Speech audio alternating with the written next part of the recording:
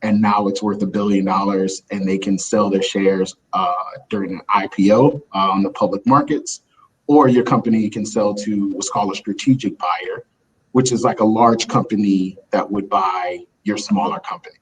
And so when we talk about venture backed, it's also, is your company, do investors believe your company can go from a small amount of revenue and a small amount of users to some sort of, the term that can be used as exponential growth, right?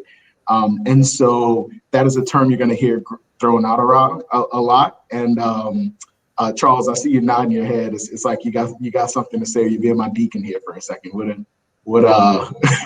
Yeah, I mean, I think what you said is really important, and it's one of the big disconnects that we have with founders of all types, not just Black and brown and female founders, is, just to zoom out, the venture capital model is it's a very weird business to run. You'll make 100 investments, let's say, and you might have 5 that are so successful that they cover the costs of everything else. So it's more of a business where what you're looking for are these companies that can be real outliers. And internally, we have a really simple rule at Precursor. Before we invest in a company, we have to be able to tell ourselves a story about how this company gets to $100 million in annual revenue sometime in the next 7 to 10 years. It doesn't have to be tomorrow. But if we can't tell ourselves a story up front about how you get to $100 million in revenue, even if there's a lot of things that have to happen for that to be true, it's probably not going to be something that passes our filter. And because I know, remember, like, we will provide $250K out of $1 million, but we're eventually likely to have to bring in other investors in future rounds of financing. And everyone's always looking, well, what is the next person after me who might want to invest in this business? What's that person going to want to see in terms of market size and business performance? And then you kind of work backwards. And eventually the goal of most venture capitalists is to find companies that can become public companies. And so if you go into it with that mindset, and by the way, there is nothing wrong with deciding that you don't want to sign up for that ride. It's not like raising venture capital means you're a better founder. It means your business is better. It just means you're signing up for a different path where the expectation is that money is going to be like rocket fuel. There are plenty of good businesses that have raised little to no venture capital, have become really meaningful for the founders, really meaningful for society. So I don't want anyone on the call to think, if you choose not to raise venture capital or venture capitalists don't understand your business, that it's somehow a bad business. It just might be a bad fit for the model. Yeah, I think that's a great point. And Aaron, specifically, you're working with a lot of entrepreneurs that seem to be early on in your incubator. And so how often do you have to have that conversation with entrepreneurs? And when you're talking to people, what are some of the things that you help them decide? Do I want to go and raise a lot of venture capital money and try to shoot my, make my revenue just grow exponentially? Or do I just want to build a small private business? How do you help people kind of go through that consideration there? Yeah, no, I mean, it's a conversation we have all the time. And I think that, one of the opportunities we have as a nonprofit accelerator is that we don't have to return capital. And so, I think what that means then is when we are working with entrepreneurs, we're able to have a little bit more of an honest conversation because, just the calculus that I'm working under is slightly different. And, we talk to them about all those options, like, do you want to just build a company and maybe do it through loans? Do you want to raise venture capital?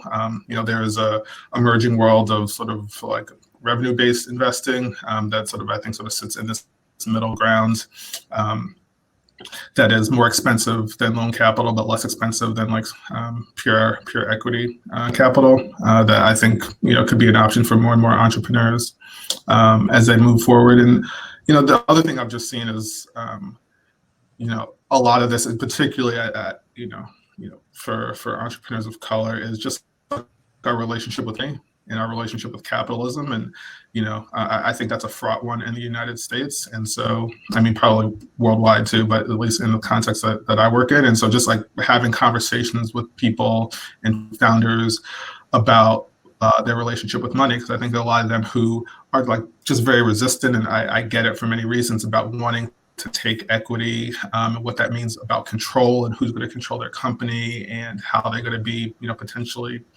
taken advantage of, or just sort of have a sense of insecurity around those things. And so, in some sense, a lot of the conversation is less about like the form of capital, but just how do you help people work through their own relationship with money so that they can understand what the best option is for them. Yeah, I think that's fantastic and very, very, very helpful. And specifically, we're talking about these sources of capital today. We're talking about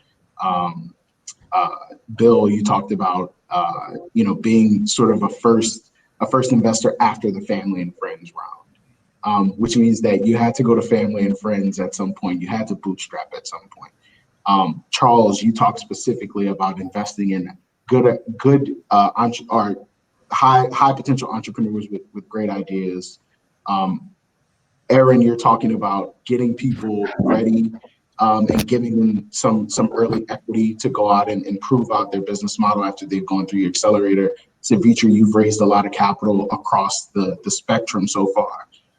I think there's one part that I just want to bring us back to, in case you are not an entrepreneur who wants to raise venture capital or even has an idea that you really want to execute on that is not an idea where you're going to have 1 million users, right? And you don't want to grow into a tech company.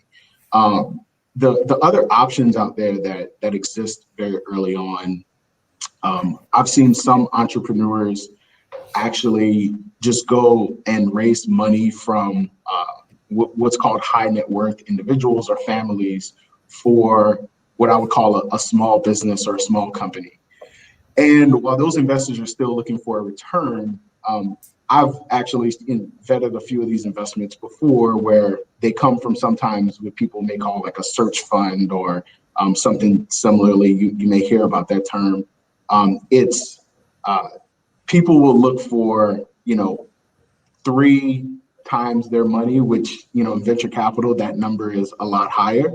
But they're also looking for, how can I basically get a piece of an equity check and get sort of a dividend on an ongoing dividend from this business, not necessarily looking for an exit. And so it's important to understand when you're getting money from someone, are they looking for long-term dividends, distributions out of your business? Or are they looking for a 10, 20, 30, 40 times return of capital? And so this is just very, very important to bring up. And so now I just want to talk about how do entrepreneurs get to funding sources, right? And so we talked about these different funding sources. So Bill, I specifically want to touch on you first is, let's say I've gathered some money, I've bootstrapped my company, I've proved something, I've had an MVP. I called my parents, my classmates from college, and I got some money. I got $100,000, and that's gotten me over a bridge. And now I'm coming to you, but like, how do I find Bill? Like, how do I Bill? You're on this call, so people are gonna look for it. But like, how do I find you in New Orleans or Shreveport or Atlanta or New York or San Francisco? How do I find you? How do you find? Well, I think as Aaron pointed out, we are out looking, number one. So we try to network, we try to communicate, we try to partner with other people. And I'm embarrassed to say Aaron and I, we have just met. So obviously, Aaron is a new source of potential companies for our investment. So we're out there looking. And then obviously to find us, you can, just kind of research venture capital funds in Baton Rouge, Louisiana, that kind of thing.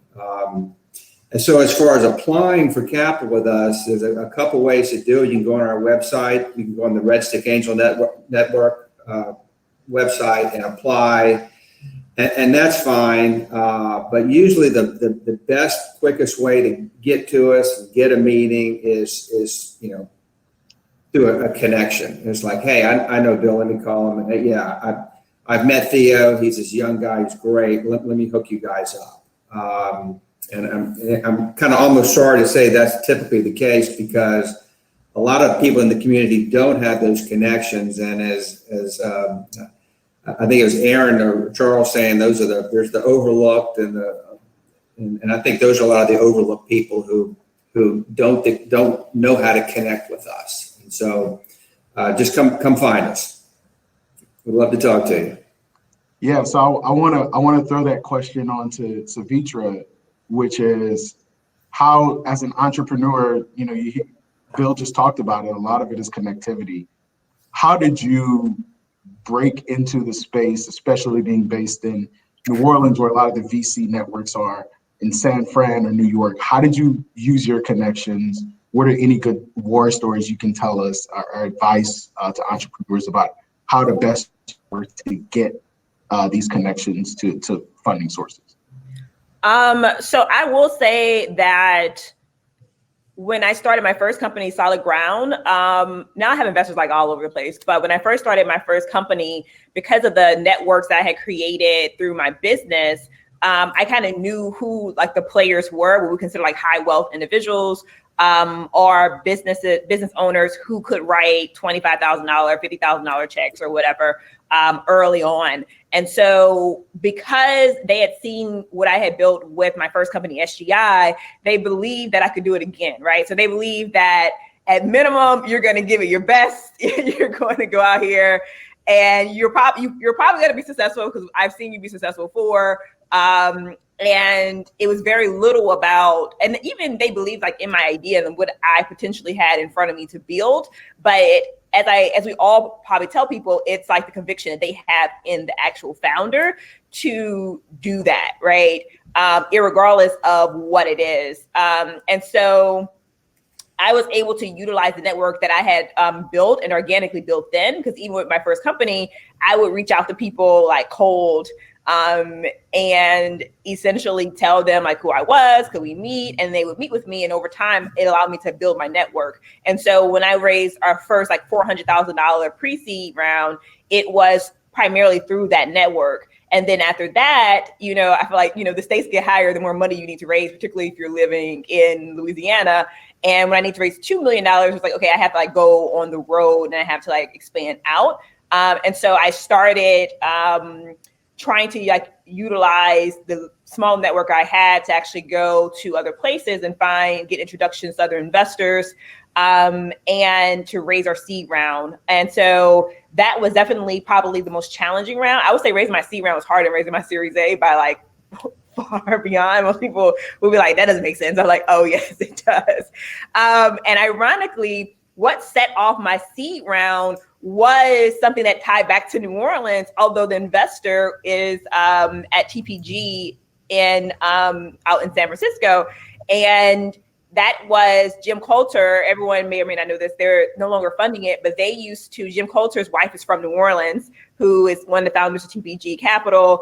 And he was funding an Idea Village pitch competition. And I was selected that year to pitch in that competition. I came in second behind a good friend of mine, but Tim Milliken, who is a partner at TPG, just so happened to be on my intro call, just because he's always interested in like early stage investments. So he just so happened to take the call that I was on, and he listened to me pitch the company to the other associates. And when I followed up with them after the pitch call saying, thank you for giving me advice on the pitch, et cetera. And he actually responded to the email saying, if you're ever in San Francisco, I think you have a good company. If you're ever in San Francisco, reach out to me. Now, people always say that, right? But it just so happened, I went out to San Francisco and I was like, you know what? I'm going to reach out to Tim and see. And he was like, yes, let's get together for lunch. We met for lunch and he was like, I thought you had a good business. I want to invest. And how can I help you? And let's see how I can help you bring on other investors. Because Tim is such a respected investor, once people heard that Tim was an investor, other investors came into my seed round. And so sometimes just like being in place and in position will get you the ability to raise your capital, but also having a deck, being able to position that pitch over and over again was important. And so actually today, our largest investor is from the West Coast, although we have investors from the Southeast, the East Coast, and then obviously in New Orleans. And just on that point, you talked about that success story, but how many times were you told no, or were you ghosted before you got to that like one pivot point? It's interesting because I'm not the founder that has like the 100 no story, because I didn't have the network to get to 100 no. How do people talk about that? Like, I wish I could have got in front of 100 investors, but I really didn't have the network to get in front of 100 investors. And so if I say that I had 30 no's, or if I said that I pitched 30 times, I've received more yeses than no's, but I just also haven't pitched a lot either.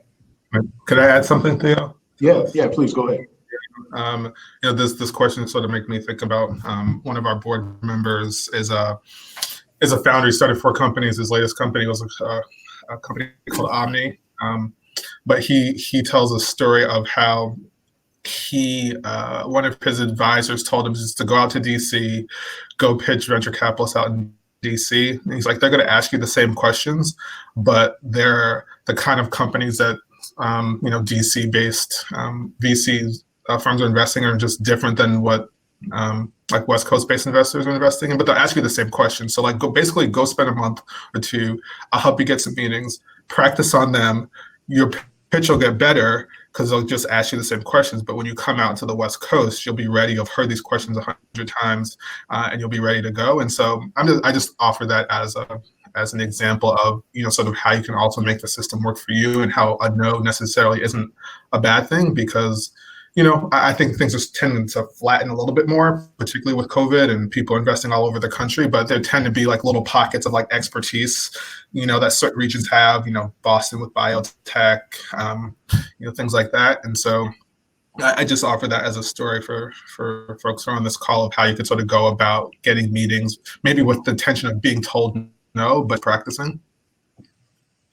Yeah, I think that's a great point, and I want to touch on just sort of the regions of fundraising for your business in a second. But before we get to that, I do want to ask Charles for a second.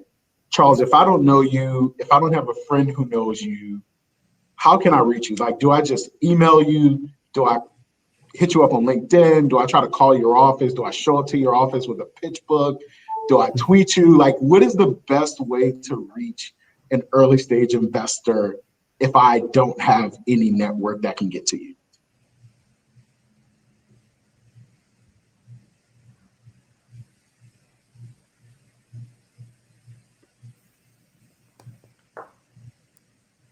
Uh-oh, I think we lost him. So, all right, we might have lost Charles for right now.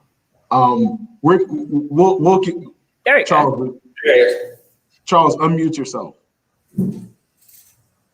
Uh-oh, someone has to do it for him, maybe. Yeah, I can't figure out how to do it. Lauren, can't you? Okay. Charles, figure out how to unmute yourself and we'll come back to the question, all right? Aaron, you did talk about, there was a story about someone going and raising capital in DC and how they look at, are the companies they're interested in DC can be different from different regions. Just want to get any perspective here on, oh, Charles, are you back? Almost. We can hear you now. Oh, you can hear me now. Good. Yeah, It keeps telling me to tap to unmute sound. Sorry about that. Sometimes a refresh is all you need. So look, I would not recommend showing up at my office with a pitch book, mostly because I'm not there most days. And like that will be not a good use of your time.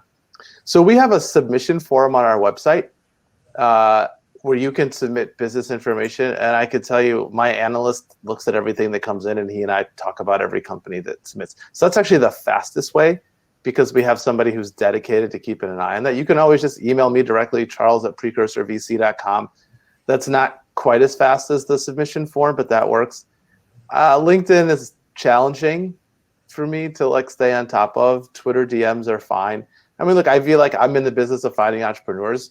The easiest thing is to do the submission form. If there's another channel that works well for you, give it a shot. But the submission form on our website is the most efficient way to do it.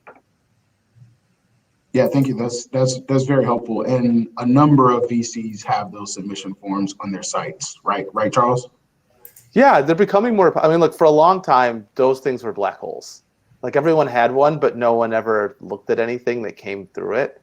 And so we just decided if we want to be a firm that's open to people pitching us who don't know us, we have to actually take cold pitches seriously. And so we built a little forum. So those things that get submitted, they pump right into our core CRM system that we use to evaluate all of the things, no matter what channel they come from. So we just decided we would try to make that a really viable way for people to get in front of us and get feedback as to whether we're interested or not.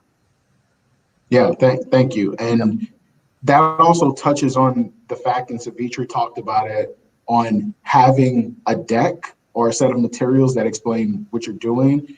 And so that's, you make it in PowerPoint or Google Slides, you PDF it, you send it around. I would very much recommend that early on, you spend a little bit of money if you're not great at PowerPoint or making business PowerPoints and getting someone to help you to do it. I've made a few angel investments on my own, and I came across one deck that did not properly portray what the entrepreneur was doing. But the idea was so amazing. The execution that had already been done was amazing, but the deck did not reflect that. And so remember that deck is like your first intro to any possible investor. A lot of people are going to read those decks before even having a conversation with you. And specifically in angel groups, some of my friends who are investment bankers or private equity investors, and they make angel investments on the side, if the deck doesn't properly convey the message, they're just not taking the phone call to start with. And so want to definitely press that that's very important part of it, especially if you're going to be using some of these submission pages. And also I would say that one tip that I would give is on LinkedIn, if you just search angel investor, a lot of people put angel investor on their profiles if they're interested in, in investing in companies. I would, if you don't have connections, I would just get on LinkedIn, search profiles that have angel investor and try to inbox these people. And that's like one way to just, try to get initial meetings and initial phone calls. And even if you get a lot of no's, it's a good test case. So, I want to jump to this part about the regions that people can get capital from, because maybe we sometimes have a home bias, or we're looking for the high net worth individual in our home city or next door. But, I want to pose it as a general question. What does it take, and are there differences between raising capital from investors who are based in New York versus based in San Francisco versus based in New Orleans or Houston? Are there differences? Have you noticed them? And what advice or tips would you give to entrepreneurs when they're going out and raising capital across the nation?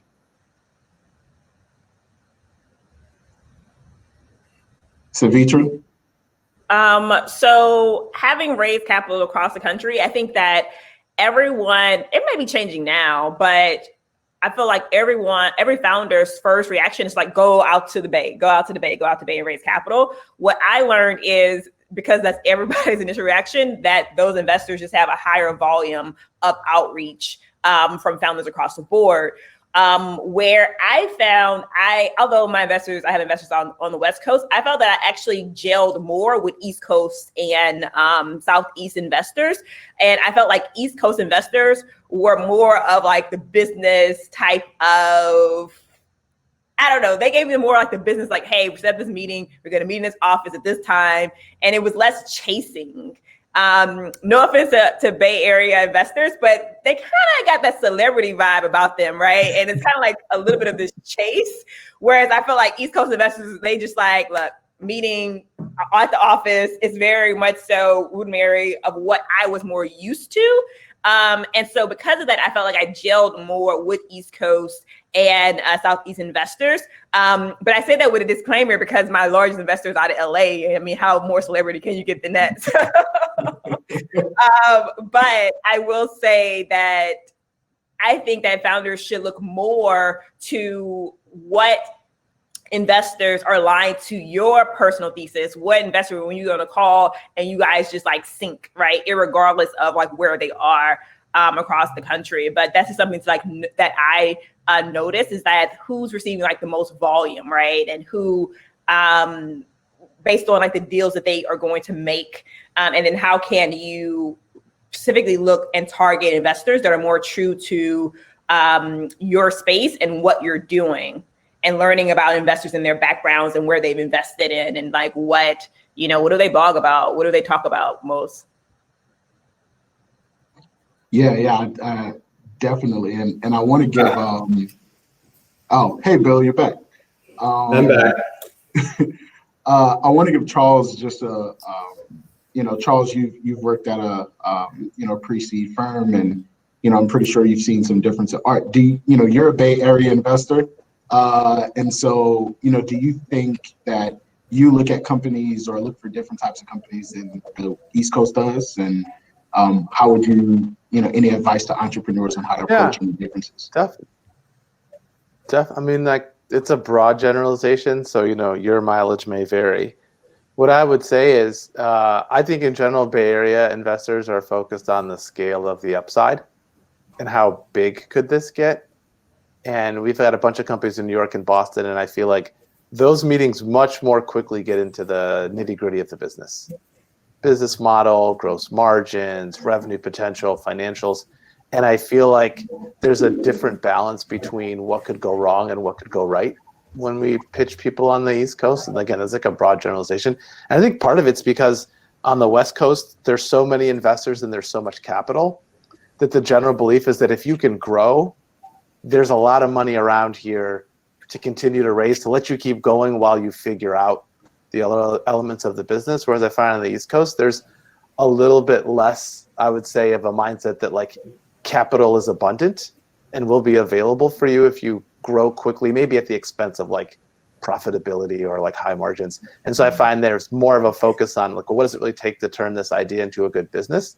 And so I've just found stylistically, like, it's interesting, most of our New York-based portfolio companies end up raising the majority of their money on the West Coast, because I think they tend to have businesses that like resonate with me, and I'm looking for kind of the high upside case and less concerned about sort of like, what do we do to mitigate downside? But again, that's like a really broad generalization. So take it with a grain of salt.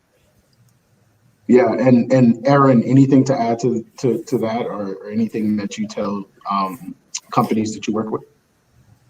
Yeah, I mean, I would probably echo what my colleagues on this panel have said. I also just think some of who you're talking to is based on sort of regional like sector expertise. In DC, there's a lot of government. So like you'll see like a lot of government tech. In Boston, you have bio, and Houston, you have a lot of energy, right? So I think also just sort of getting clear on like what your sector is and what your industry is, and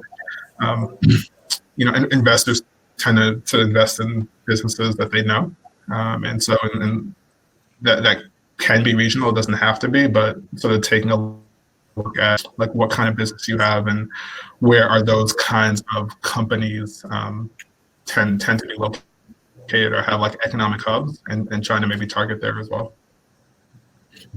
Yeah, fantastic. Thank you.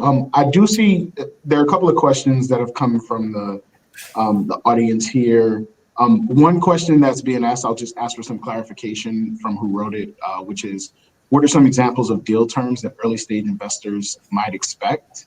And so if you could sort of clarify on that, if someone does want to take it right now, you can, but I think that's a broad question, so I want to ask for some clarification on. Yeah, I'll jump in real quick. A lot of our early deals are convertible notes, which is debt, not equity. And the basic terms, it'll be from a 12 to 24 month maturity date. That's the length. And then it'll have a 8% interest rate. And then the only thing you really need to negotiate is what's called the conversion rate. If they raise X amount of money during the period of the note, then it's going to convert to the equity of the next round. And there's a 20% discount to the next round. or a valuation cap. So if I raise money now, I put in $100,000, and in 6 months they raise $500,000 at $1 million round, my $100,000 will come in at $800,000 or a valuation cap, and that's kind of a limit. It gets a little more detailed, but that's kind of the quick and dirty. Or it's a preferred round, which is preferred equity, and there's a lot of bells and whistles there. I don't know if you want me to get into that now. We don't do common investing, which is just common stock. I don't know if you. Awesome. I am sharing in the comments just a Y Combinator overview of safe notes that I've used, and I know a number of people have used just to get a basic understanding as well. Yeah, we don't. The other thing that the other question that I saw that came through that I think is pretty important is, we talk a lot about entrepreneurs looking for capital. So what happens when an entrepreneur has options, right? You have people interested. How do you evaluate a possible investor? And I'll take the question even more, which is asking, how do you evaluate who you would allow to lead your round? And so I'm just going to pose that question for anybody here. I think we should ask the entrepreneur. How do you evaluate who leads your round? I think that, first of all, most entrepreneurs or founders need to know that they actually have a choice, right? And they actually should evaluate their investors, who they let into the round. As most people say, that it's kind of like you're getting in this long-term marriage with someone. And so you have to really want to work with that person. You want to ensure that whether the company's up or down or going or it's on the roller coaster, that you can share really anything with the investor, and they'll be there to support the company and you as the founder. So when you're thinking about those things, it's important. Also, what lead investors can give you access. And so that may be like access to other investors for future rounds, or the ability to bring in more investors in your current round, access to your customer base. So maybe introductions related to those who you're trying to get to. And so those are some things to think about when you're selecting a lead investor. Great, thank you. Charles, do you have anything to add there? I think Sevetri covered a lot of it. I think the thing to remember is the hardest business relationship you have to sever as an entrepreneur is the one with your investor. If you have a falling out with your co-founder or a teammate, there are ways to gracefully transition out of that, or not gracefully in some cases. With investors, they're sort of on the cap table, and these are people that you're going to be sort of stuck with for a very long time, good or bad. And so what I encourage all the founders in our portfolio to do is try to find examples where it maybe wasn't a great outcome for the investor, and see how they behaved in that process, if you have access. The one thing I found is that founders will generally help other founders get insight on VCs, even if you don't know them that well. Like, we have companies in our portfolio who are looking at someone investing, they'll go on AngelList or Twitter.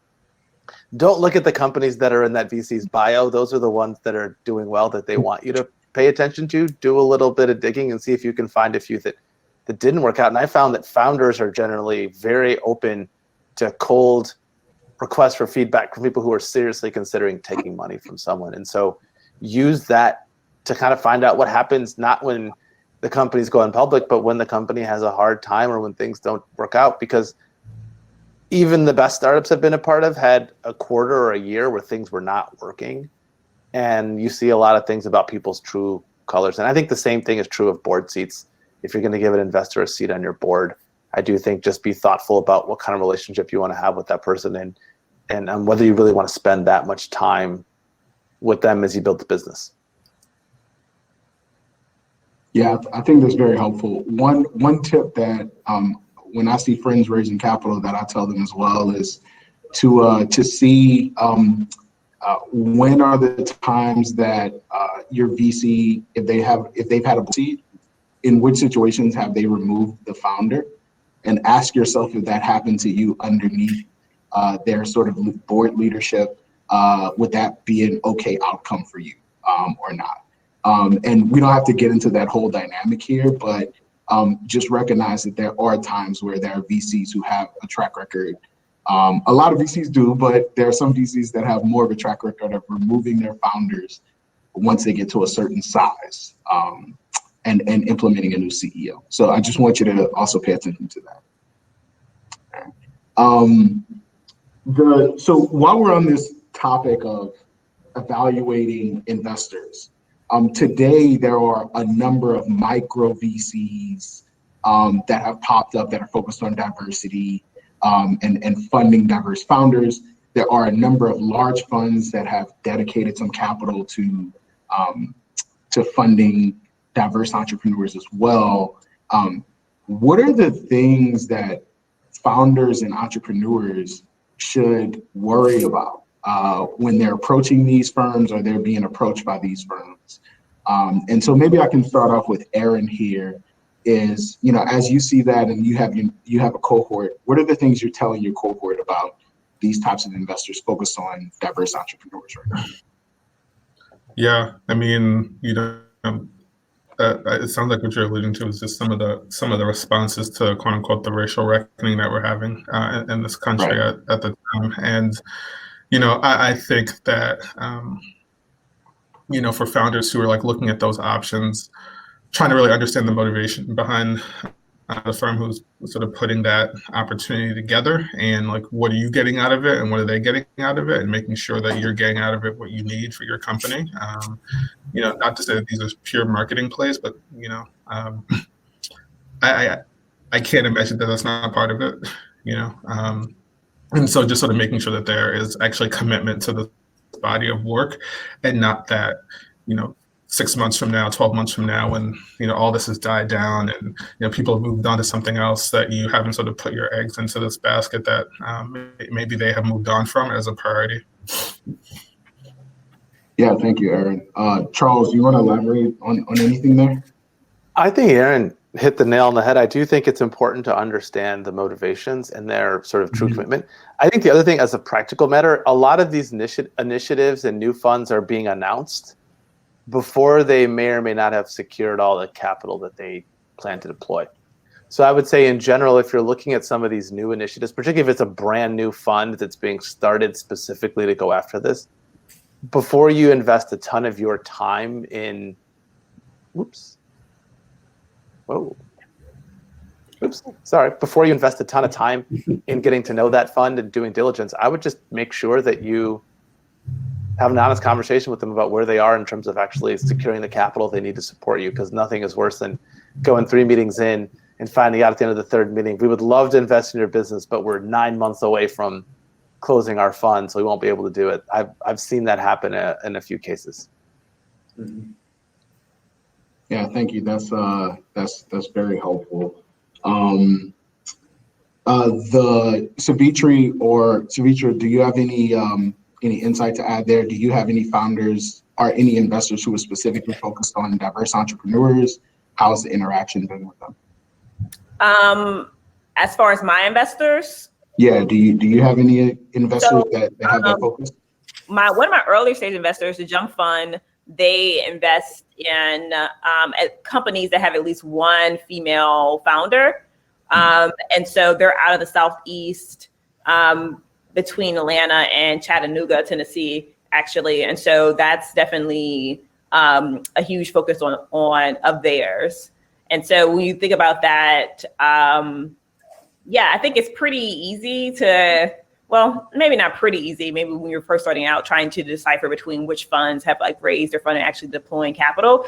But if you see that they have a portfolio, you see that they're actively making investments, and you have that conversation early, then you can probably find out whether or not they have funds to deploy. It's like to the point of like looking in people's like LinkedIn bios and seeing if they're investors. That can also be like a catch.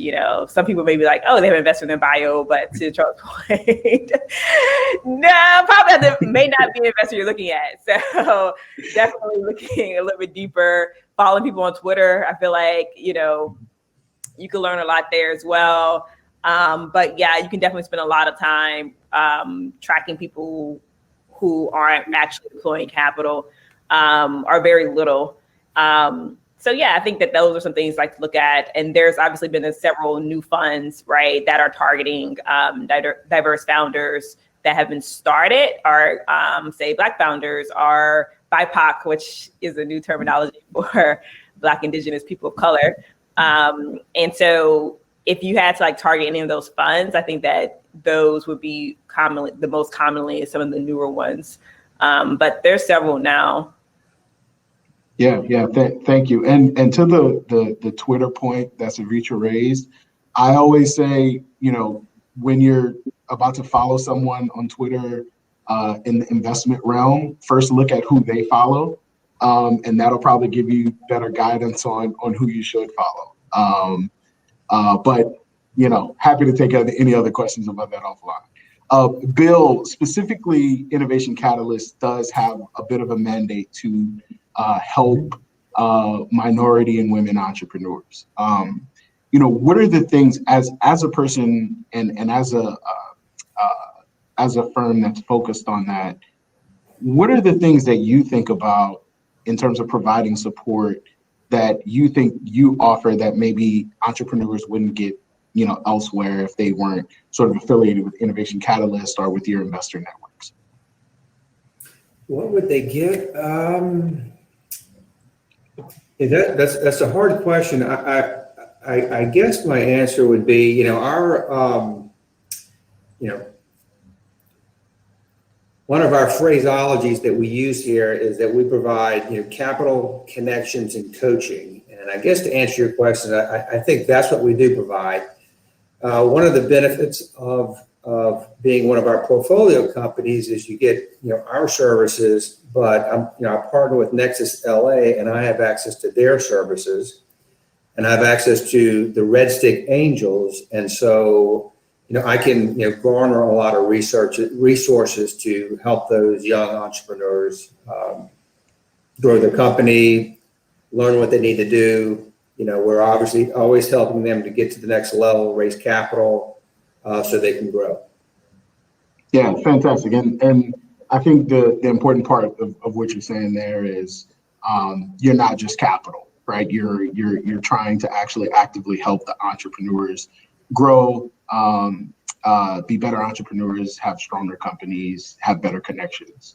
And so I think that is something to look at when you're looking at people who are investors who are focused on diverse entrepreneurs as well, is what is their, how much can they help you outside of just the capital as well? Yeah.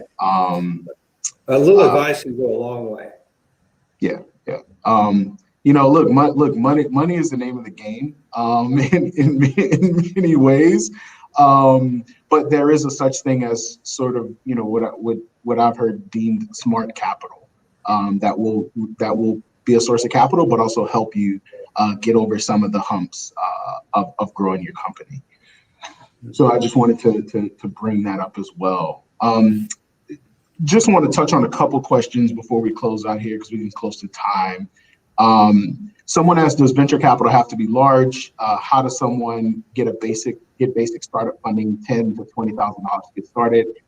I would just say if there's if this is sort of some venture capital type competitions that will give you $5,000 to $10,000, sometimes up to $25,000, you can try to enter into those. This is also that sort of family and friends round that we discussed, which is, do you have someone in a college network, or do you have, even if you didn't go to college, do you have a cousin who went to college who can tap their network to help you get some initial startup funding? There are also the incubators such as Aaron, as sources of that amount of capital. That I would say that I'm not as familiar with the possible debt solutions, but I know there are some, even though I would caution you to be careful about those. Any other, points on there, just $10,000 to $20,000, how do you find it, that anybody wants to touch on? Bill, I'm not sure if that's in Louisiana. Is there still like the program with the state where founders can secure money, or through, because like NOLA Startup Fund, for example, I know they had received some money from the state. And at one point, this was such a long time ago when I got $20,000 from NOLA Startup Fund. But that was kind of a part of it, like the state's initiative to try to fund early stage companies. Nothing is coming to mind. Obviously, the next is people online. If you can think of anything, jump in. Not from a $20,000, $30,000, kind of initial seed money. And I'll look into it. There was governor. Yes, so the SSBCI program. That's what I was thinking of. And someone put in crowdfunding Kickstarter. Sevetri, as a person who's had sort of a high growth, you're working on a high growth venture-backed company. You've had an independently owned company that wasn't sort of a venture-backed company. What is your view on crowdfunding? So, I mean, I've never seen the type of success that I've seen lately around crowdfunding, particularly for like Black founders. I definitely came from like the old school where I feel like investors at some point were like very much so not fans of crowdfunding, just because of the number of individuals that end up in your cap table. However, some founders are like, hey, I have to get it. If I can raise $1 million through a SEC approved engine, like Start Engine, then they do, and they've been having high success with that. But then also I see those founders having to deal with like people messaging them in their DMs and asking, how's the company going? They feel like they're an investor now, even if they put $200 in your company and they want to be treated as such. I can even imagine dealing with like 1,000 people like that. However, I'm also a believer of, hey, if you didn't have the opportunity to raise $1 million and your company would have died otherwise, then, so be it. And so, yeah, I see both sides, but that's probably like an investor question. And I don't know the difficulty of raising more money from other investors after you've done that either. But yeah, just the number of investors you have to deal with is something to also consider. Charles, what is your perception of a company that has raised money on Republic or AngelList? And yeah, I mean, we have portfolio companies that have done it. I think just to like put an investor bias out there, just so you're aware of it, I don't think it's fair, but it's a thing. Some people assume if you have to go to that route, sort of Sevetri's point, like you went there because you didn't have any other options. And I don't think that's like a fair way to think about it, but I do know investors who feel that like companies that end up on Republic or AngelList, they did it because they had to, and that's sort of can be seen as like a negative signal, but it's not as strong of a negative signal as your business going under. So I would say don't optimize too much. For investor perspectives, my challenge has been what Sevetri mentioned, which is it's not that these folks don't have money, it's that in some cases they don't have exposure and experience to the world of private company investing. And so some of them think it's like the stock market where prices change every day and things happen every day. And startups aren't like that. They're like not much happens most of the time. And then every 6 to 12 months, something big usually happens. So if you're going to take that money, make sure that the people that are giving it to you are somewhat sophisticated and understand what they're signing up for. Yeah, fantastic. Thank you. Other questions that have popped up is, one, as we close out and getting into our last 10 minutes here, someone asked, how can we get in touch with each speaker? And so I know Charles talked about, you can email him or send him your deck. Just want to give everyone else a chance to say how people can get in touch with you. Bill, you want to start off? Well, Theo, I've already received 3 applications for funding while we've been on the line here, so I think people know how to be okay. Awesome. Aaron? Yeah, definitely. So we have like a form on our website as well. It goes to an email address. You could also just send a direct email to hello at camelbackventures.org, and it'll trickle to the right person. I'm on all social media channels with varying degrees of responsiveness. So if you have patience, I'll get to you. At this point, people who are emailing me today, I'm like, you can get on my calendar in early November at this point, just given the volume of people who want like 30-minute conversations, and you still got to get other work done. So just take that for what it's worth. Sevetri? Yeah, same thing. You can find me on social, LinkedIn. I usually read all my LinkedIn messages because I use it as a tool myself. Pretty easy to find. Yeah, and I think Sevetri has also written a book, and so if you want her advice, you can probably start off by reading her book. Yeah, right? I asked a lot of questions. I was like, dang, they didn't pick up my book. Use code /Theo because I get a promotional 2 cents for every book sold. I just joke. Well, it's actually a good thing. Mark Roberge, who's the first CMO of HubSpot, he's one of my advisors now. And the reason being so is because I read his book and then I reached out to him on LinkedIn and I asked him a few questions and wanted to follow up on some things that I felt were very great points that he pointed out, because he came from engineering background, not sales, but grew the sales engine from 0 to 100 million. That's the title of the book, Sales Acceleration Formula. And he responded immediately, and we have quarterly talks. And yeah, so it's not a bad idea to read someone's book if they have it out there.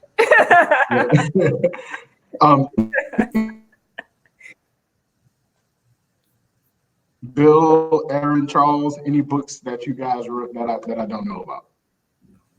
No, probably find some interviews or something on it. So I read my book. Just do your Google searches.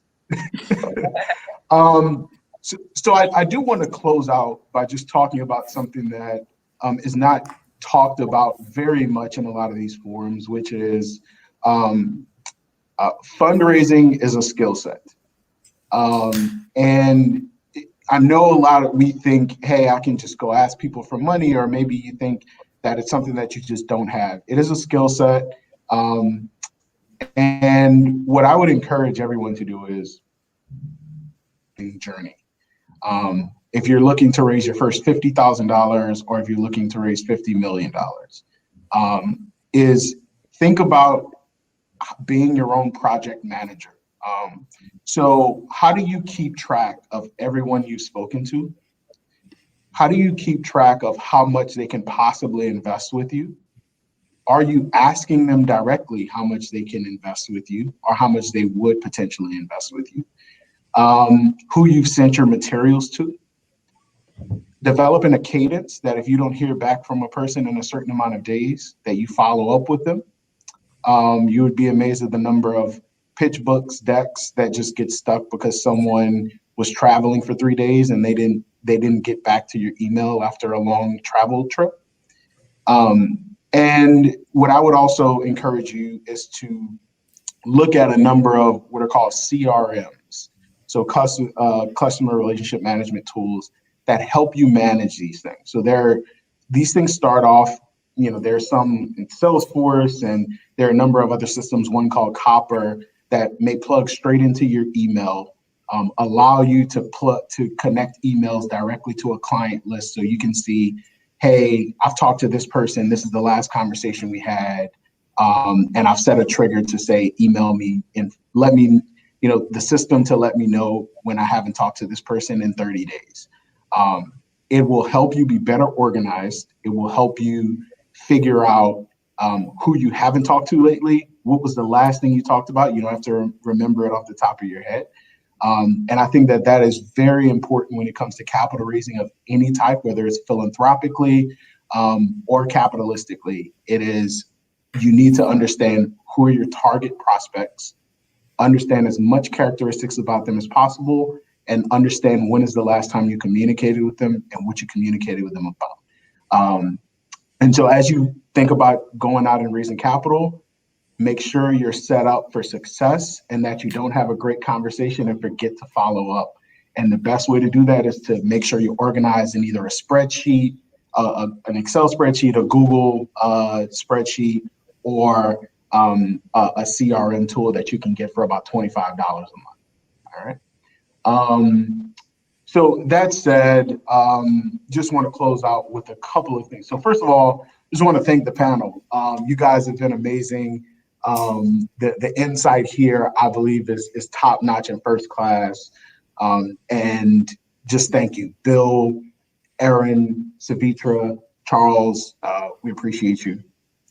And just a couple last announcements. Tomorrow we will have the talk on expanding networks and increasing access. And then Nexus Louisiana will continue the discussion on Thursday with a forward-looking conversation about what's next in Baton Rouge.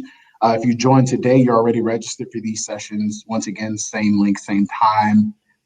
Be sure to invite your networks and colleagues to join. They can register at nexusla.org/resolve. Also, you can get involved, whether you want to help solve these challenges addressed here, or you are a business owner who wants direct help with your company challenges. Fill out the form link on the button, take action, and we'll get you plugged in or refer you to a resource that can help you. Want to also, again, just thank the sponsors, ExxonMobil and SLT Technology Incorporated, for their generous support of this program. And I just also want to acknowledge the Nexus Louisiana team who pulled this conversation together. Thank you for the panelists and the discussion, and our attendees. Thank you for your input. You know how to reach out to everyone. I think you can just reach me on LinkedIn if you want as well.